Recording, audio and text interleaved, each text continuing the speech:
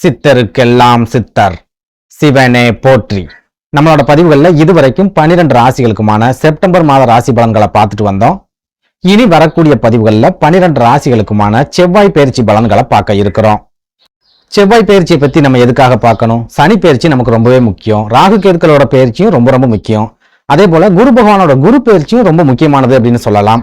ஒரு சில நேரங்கள்ல சுக்கிர பகவானோட சுக்கிர பயிற்சிக்கும் நம்ம முக்கியத்துவம் கொடுக்கணும் அப்படின்னு சொல்லலாம். ஆனா இந்த செவ்வாய் பயிற்சிக்கு நம்ம எதுக்கு இவ்வளவு முக்கியத்துவம் கொடுக்கணும்? செவ்வாய் பகவானோட பயிற்சியால நம்ம வாழ்க்கையில என்ன மாற்றங்கள் வந்துட போகுது? எதுக்காக எல்லா ஜோதிடர்களும் தேவையில்லாம இந்த செவ்வாய் பயிற்சிக்கு இவ்வளவு முக்கியத்துவம் கொடுக்கறாங்க அப்படின்னு கேட்டீங்கன்னா, ஜோதிடத்தை பொறுத்த வரைக்கும் ராசி கட்டத்துல இருக்கிற 9 கிரகங்களோட சின்ன அசைவுகள் கூட நம்ம வாழ்க்கையில பெரிய மாற்றங்கள் அப்படிங்கறத கண்டிப்பா ஏற்படுத்தும். அதுலயும் முக்கியமா ஒரு சில கிரகங்களோட பயிற்சி ஒரு சில ராசிக்காரங்களுக்கு கோடீஸ்வர யோகத்தை ஏற்படுத்தி கொடுக்கும். நாட்டையே ஆளக்கூடிய அளவுக்கு ராஜ யோகத்தை ஏற்படுத்தி கொடுக்கும். ஒரு சில கிரகங்களோட பயிற்சி கோடீஸ்வரனா இருக்கிறவனை குப்பைமேட்ல தள்ளி அவன் வாழ்க்கையவே அழிச்சு விட்டுரும் அப்படிங்கறதையும் ஞாபகத்துல வச்சுக்கோங்க.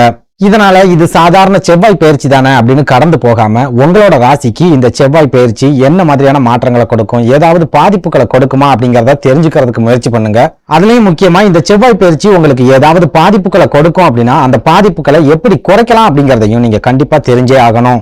அதுலயும் முக்கியமா இந்த செவ்வாய் பகவானை பொறுத்த வரைக்கும் இவரை பூமி காரகன் அப்படின்னு சொல்லுவாங்க, ரத்த காரகன் அப்படின்னு சொல்லுவாங்க, சகோதர காரகன் அப்படின்னு சொல்லுவாங்க. புரியுற மாதிரி சொல்லணும் அப்படின்னா, நீங்க சொந்தமா ஒரு கிரவுண்ட் இடம் வாங்கி வீடு கட்டணும் அப்படின்னு நினைச்சா கூட செவ்வாய் பகவான் பலமா இருந்தா மட்டும்தான் உங்களால வீட்டை கட்ட முடியும். ஒருவேளை உங்களோட ஜென்ம ஜாதகத்துல செவ்வாய் பகவான் பலம் இழந்து போய் இருக்காரு அப்படின்னா உங்களால சாகுற வரைக்கும் சொந்தமா நிலம் வாங்கி வீடு கட்டவே முடியாது. ஒருவேளை கடனை உடனே வாங்கி யாராவது ஹெல்ப் பண்றாங்க வீடு கட்டிட்டு அப்படின்னாலும் அந்த வீட்டுல உங்களால நிம்மதியா வாழவே முடியாது.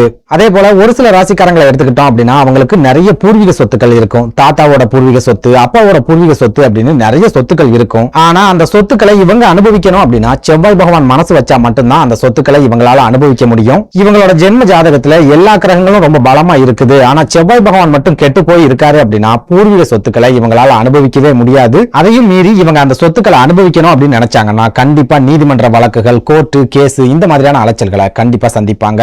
அதே போல செவ்வாய் பகவான் ரத்த காரகன் அப்படிங்கறதால ஒருத்தரோட ஜாதகத்துல செவ்வாய் பகவான் வலுவா இருக்காரு அப்படின்னா அவங்க மருத்துவர் ஆகக்கூடிய யோகத்தை செவ்வாய் பகவான் ஏற்படுத்தி கொடுப்பார். மிகச்சிறந்த அறுவை சிகிச்சை நிபுணராக ஆகக்கூடிய யோகத்தையும் செவ்வாய் பகவான் ஏற்படுத்தி கொடுப்பார். அதுவே ஒருத்தரோட ஜாதகத்துல செவ்வாய் பகவான் பலம் இழந்து பாவ கிரகங்களோட பார்வையில இருக்காரு அப்படின்னா அந்த ஜாதகருக்கு தொடர்ச்சியான ரத்த காயங்கள் அப்படிங்கறத கொடுத்துக்கிட்டே இருப்பார். திடீர் விபத்துக்கள் அப்படிங்கறத கொடுத்துக்கிட்டே இருப்பார். ரத்த கொதிப்பு, ரத்தம் சம்பந்தமான வியாதிகள், ரத்த சோகை இந்த மாதிரியான பாதிப்புகளையும் ஜாதகருக்கு கொடுப்பார். ஒரு சில நேரங்கள்ல உங்க குடும்பத்துல அகால மரணங்கள் நடக்கிறதுக்கு கூட செவ்வாய் பகவான் தான் காரணமா இருப்பாரு அப்படிங்கறதையும் ஞாபகத்துல வச்சுக்கோங்க. அதே போல இந்த செவ்வாய் பகவான் சகோதர காரகன் அப்படிங்கறதால செவ்வாய் பகவான் ஒரு ஜாதகத்துல வலுவா இருக்காரு அப்படின்னா சகோதரர்கள் மூலமா நல்ல விதமான உதவிகள் அந்த ஜாதகருக்கு கிடைக்கும். அந்த ஜாதகருக்கு ஏதாவது பிரச்சனைகள் வருது அப்படின்னா சொந்த பந்தங்கள் வந்து நிக்கிறதுக்கு முன்னாடியே சகோதரர்கள் வந்து நிப்பாங்க. செவ்வாய் பகவான் பலமா இருக்கிற ஒரு சில ஜாதகர்கள் தங்களோட சகோதரர்கள் மூலமாகவே வாழ்க்கையில பெரிய அளவிலான முன்னேற்றத்தையும் அடைவாங்க.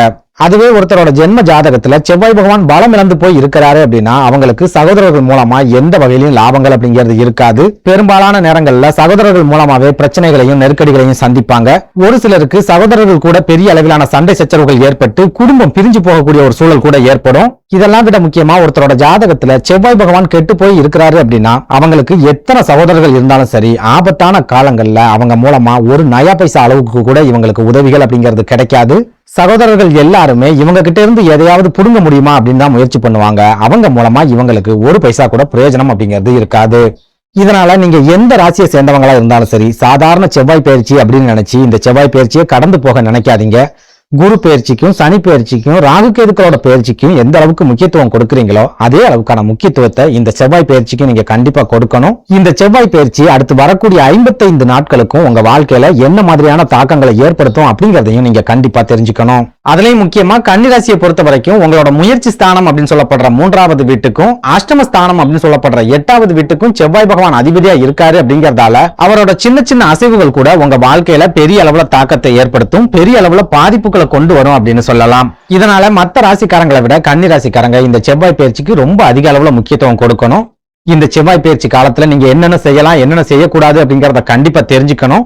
முக்கியமா இந்த காலகட்டத்துல செவ்வாய் பகவானோட நகர்வுக்கு தகுந்த மாதிரி உங்களோட வாழ்க்கையில ஒரு சில மாற்றங்களை நீங்க செஞ்சே ஆகணும் அப்படின்னு சொல்லுவேன். அதாவது இதனால் வரைக்கும் உங்க ராசிக்கு 9வது வீடான பாக்கியஸ்தானம் அப்படின்னு சொல்லப்படுற ரிஷபராசியில குரு பகவானோட இணைஞ்சு உட்கார்ந்திருந்த செவ்வாய் பகவான் இந்த ஆகஸ்ட் 26ஆம் தேதிக்கு அப்புறமா குரு பகவானை விட்டு விலகி உங்க ராசிக்கு 10வது வீடான தொழில் ஸ்தானத்துல வந்து உட்கார போறார். அஷ்டமாதிபதி தொழில் ஸ்தானத்துல வந்து இருக்காரு அப்படின்னாலே சொந்த தொழில் செய்யறவங்களுக்கு குழி தோண்ட போறார், குழியில தள்ள போறார், பெரிய அளவுல நஷ்டத்தை ஏற்படுத்த போறார் அப்படின்னு அர்த்தம். முக்கியமா நீங்க கடனாளிகளா மாறக்கூடிய ஒரு சூழலை கூட இந்த செவ்வாய் பயிற்சி உங்களுக்கு ஏற்படுத்தி விடலாம் அப்படிங்கறத மனசுல வச்சுக்கோங்க. என்னடா இவன் ஜோசியக்காரன் ஒவ்வொரு மாதமும் நம்மளை ஏதாவது சொல்லி பயமுறுத்திக்கிட்டே இருக்கானே அப்படின்னு நினைக்காதீங்க. நீங்க பயப்படணும் அப்படிங்கிறதுக்காக நான் இதை சொல்லல, நீங்க எச்சரிக்கையாவும் கவனமாவும் இருக்கணும் அப்படிங்கிறதுக்காக சொல்லிக்கிட்டு இருக்கேன். அதுலயும் முக்கியமா சமீப காலங்களை எடுத்துக்கிட்டோம் அப்படின்னா கன்னிராசியை பொறுத்த வரைக்கும் எல்லா கிரகங்களுமே உங்களுக்கு பாதகமா தான் இருக்கு. எந்த ஒரு கிரகமும் உங்களுக்கு சாதகமான ஒரு அமைப்புல இல்ல அப்படிங்கறதால எல்லா விஷயங்கள்லயுமே நீங்க ரொம்ப கஷ்டப்பட்டிருக்கீங்க, நிறைய கண்ணீரையும் வடிச்சிருக்கீங்க. அப்படி இருக்கும்போது இந்த செவ்வாய் பயிற்சியிலையும் நீங்க கொஞ்சம் எச்சரிக்கையா இல்ல அப்படின்னா கண்டிப்பா கண்ணீர் வடிக்கக்கூடிய ஒரு சூழல் ஏற்படும். அப்படிங்கறதால தான் அதை புரிஞ்சுக்கிட்டு அதுக்கு தகுந்த மாதிரி உங்க வாழ்க்கையில நீங்க ஒரு சில மாற்றங்களை செஞ்சுக்க வேண்டிய ஒரு காலகட்டமாகவும் இந்த செவ்வாய் பயிற்சி காலகட்டம் இருக்க போகுது அப்படின்னு சொல்லுவேன். குறிப்பா அஷ்டமாதிபதியான செவ்வாய் பகவான் தொழில் ஸ்தானத்துல இருக்கக்கூடிய இந்த காலகட்டத்துல நீங்க தொழில் சம்பந்தமா எந்த ஒரு முக்கியமான முடிவுகளையும் எடுக்காதீங்க. தொழிலை தொடர்ந்து நடத்தலாமா, தொழிலை கைவிட்டுட்டு போயிடலாமா அப்படிங்கறதுல கூட நீங்க முக்கியமான முடிவுகள் எதையுமே எடுக்காதீங்க. இப்போ என்ன ரேஞ்சில உங்களோட தொழில் போய்கிட்டு இருக்கோ அதே ரேஞ்சில உங்களோட தொழிலை கொண்டு போறதுக்கு முயற்சி பண்ணுங்க. தொழில தேவையில்லாம எந்த விதமான மாற்றத்துக்கும் முயற்சி பண்ணாதீங்க. தொழில முதலீடு பண்றது, தொழில விரிவாக்கம் பண்றது, தொழில பார்ட்னர்ஸ் சேர்த்துக்கிறது, அப்படி இல்லைன்னா இருக்கிற பார்ட்னர்ஸை கழட்டி விடுறது, இந்த மாதிரியான எந்த ஒரு விஷயத்த செய்யறதா இருந்தாலும் சரி அடுத்து வரக்கூடிய 45 நாளைக்கு நீங்க செய்ய வேண்டாம்.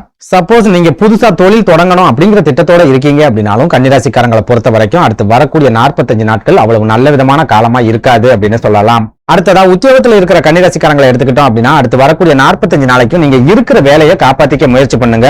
இருக்கிற வேலையை விட்டுட்டு புதுசா வேற வேலை வாய்ப்புக்கு நீங்க முயற்சி பண்றதா இருந்தாலும் சரி இந்த காலகட்டத்துல நிறைய அலைச்சல்கள் மட்டும் தான் உங்களுக்கு கிடைச்சிக்கிட்டே இருக்கும். உங்களுக்கு ஏத்த மாதிரியான வேலை வாய்ப்பு அப்படிங்கிறது அவ்வளவு சுலபத்துல அமையாது. சப்போஸ் உங்களுக்கு உடனடியா வேலை வாய்ப்புகள் கிடைக்குது அப்படின்னாலும் அந்த வேலையிலையும் இப்ப பார்த்துக்கிட்டு இருக்கிற வேலையை விட 2 மடங்குக்கும் அதிகமான அழுத்தங்கள் அப்படிங்கிறது உங்களுக்கு கண்டிப்பா இருக்கும். எங்க வேலை செஞ்சாலும் வேலை செய்யற இடத்துல பெரிய அளவுல உங்களால மகிழ்ச்சியா வேலை செய்ய முடியாது அப்படிங்கறத மனசுல வச்சுக்கோங்க.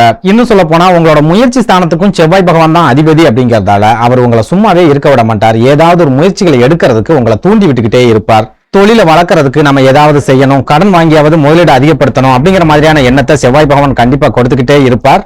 அந்த எண்ணத்தை நீங்க செயல்படுத்தும் போது அதே செவ்வாய் பகவான் உங்களுக்கு நஷ்டத்தையும் கொடுப்பார் அப்படிங்கறத ஞாபகத்துல வச்சுக்கோங்க. அடுத்ததா குடும்ப வாழ்க்கையை எடுத்துக்கிட்டோம் அப்படின்னா இந்த செவ்வாய் பயிற்சி உங்களோட குடும்ப வாழ்க்கையில எந்த ஒரு மாற்றத்தையும் கொண்டு வர போறதே இல்ல. இந்த செவ்வாய் பயிற்சியால உங்க குடும்ப வாழ்க்கையில பிளஸும் இருக்க போறது இல்ல, மைனஸும் இருக்க போறது இல்ல. ஏற்கனவே என்ன மாதிரியான சண்டை சச்சரவுகள் மனக்கசப்புகள் எல்லாம் ஓடிக்கிட்டு இருக்கோ அதே மாதிரியான மனக்கசப்புகள் அடுத்து வரக்கூடிய 45 நாளைக்கும் தொடரத்தான் செய்யும். குடும்ப வாழ்க்கையில பெரிய அளவுல சந்தோஷமோ மகிழ்ச்சியோ கிடைக்கக்கூடிய கிரக அமைப்புகள் உங்களுக்கு இப்ப வரைக்கும் அமையல அப்படின்னு சொல்லலாம். அதே போல கன்னிராசியில பிறந்த பெண்களை எடுத்துக்கிட்டோம் அப்படின்னா இவ்வளவு நாளும் உங்களோட குடும்ப வாழ்க்கையில பிரச்சனை இருந்தாலும் நீங்க வேலைக்கு போற இடத்துல உங்களுக்கு பிரச்சனை இல்லாம இருந்துச்சு. ஆனா இனி வரக்கூடிய 45 நாட்களும் உங்க குடும்ப வாழ்க்கையிலையும் பிரச்சனைகள் இருக்க போகுது, நீங்க வேலை செய்யற இடங்கள்லயும் பிரச்சனைகள் அப்படிங்கிறது ஸ்டார்ட் ஆக போகுது அப்படின்னு அர்த்தம். இதனால கன்னிராசி பெண்கள் அதுலயும் குறிப்பா திருமணமான பெண்கள் இந்த செவ்வாய் பயிற்சியை ரொம்ப பொறுமையா கடந்து வரணும். எந்த ஒரு விஷயத்திலுமே அவசரப்பட்டு முடிவுகளை எடுக்காதீங்க. வேலை செய்யற இடத்துல முடிஞ்ச வரைக்கும் விட்டு கொடுத்து போறதுக்கு முயற்சி பண்ணுங்க. முக்கியமா உங்களோட குடும்ப வாழ்க்கையா இருந்தாலும் சரி அல்லது உத்தியோகம் சம்பந்தமா இருந்தாலும் சரி எந்த ஒரு முக்கியமான முடிவுகளையும் இனி வரக்கூடிய 45 நாளைக்கும் எடுக்காதீங்க. நன்றி, வணக்கம்.